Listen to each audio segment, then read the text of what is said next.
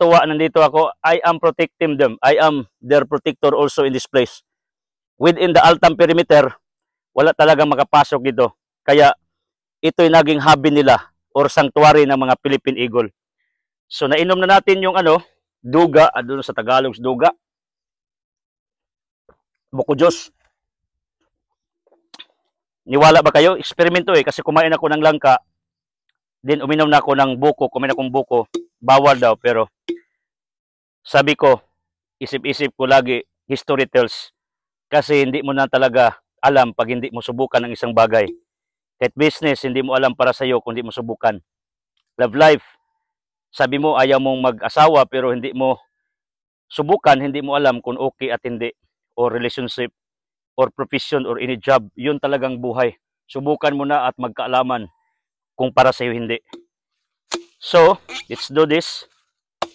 Takot kasi ako magtigbas nga, di ba? Kasi may story ako, yung daliri ko malapit maputol noon when I was a child. Kaya ingat na ingat ako, may trauma kasi ako lahat tayo may trauma. Sa lahat ng bagay, lalo na sa relationship, marami nagtutrauma dyan. Kaya ayaw na. Pero hindi maganda yung laman, pero okay lang, mayroon namang laman, pero konti lang.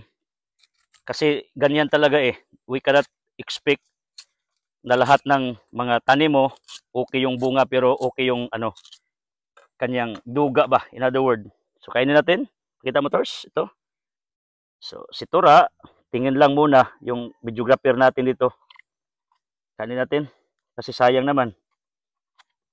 Kasi ayaw ko maniwala kasi yung fruit salad nga, mix-mix ng kahit anong prutas. Okay? Kain tayo. Ang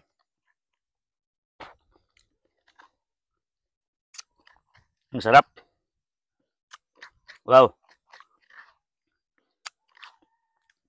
Ang mga matalinong tao, naiengganyo sa ginawa ko. Pero walang utak, mga bashers ko, nagagalit at naghanap ng butas. Sa panahon ni Kristo, sinabi niya, Matthew 23, mga hypocrites kayo, mga Pariseo, mga fault finders kasi. Kasi yung mga tao noon, ang hinahanap nila, yung kamalian at kahinaan ni Jesus Christ. Yun din ang mga bashers ko ngayon, natatawa nga ako. Kasi wala na silang ibang masabi. Kahit ano na lang ang kanila kita, pati yung suot ko, pati yung tiyan ko, binabas na. Hindi naman ako model ng isang brief company or salon. Pero mayroon talaga akong hyper, kaya nahirapan ako. Nag-gym ako. Kaya nga yung mga bashers ko, pag maigo na sila sa kungkumo, pilik-pilik, kidator. Kaya nag-gym ako. Binubuhat yung mga bakal doon sa gym natin sa Agna. Sa pamilya sa mga Carlos sa Acebes. Libre ako doon. Yun ang totoo.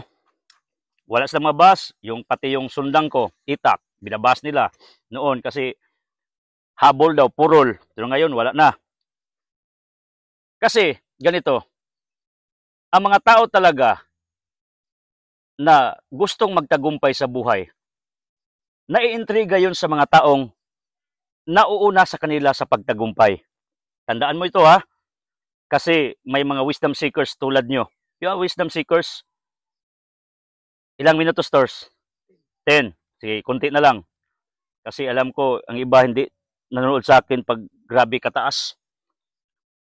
Yung mga tao nakakita ng grasya sa kapaligiran nila, natutuwa at nag-istutade, nag-aaral bakit sila nagkaroon ng ganitong grasya.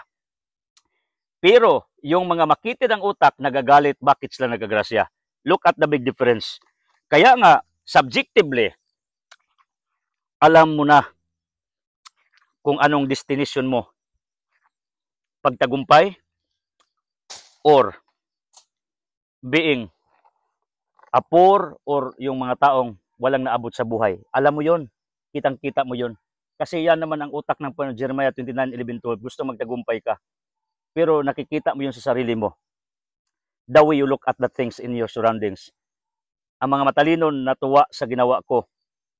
Diba? Mamikmik, yik-yik, Christmas ayos na, tuwa siya kahit sa layo, sumuporta nga sa akin, yung mga followers ko sa Agna, grupo lang, mga Tanoy at iba pa, silang Peregrina, Galamiton, at marami pang iba. natutuwa. Pero, yung iba, nasasaktan at nagalit.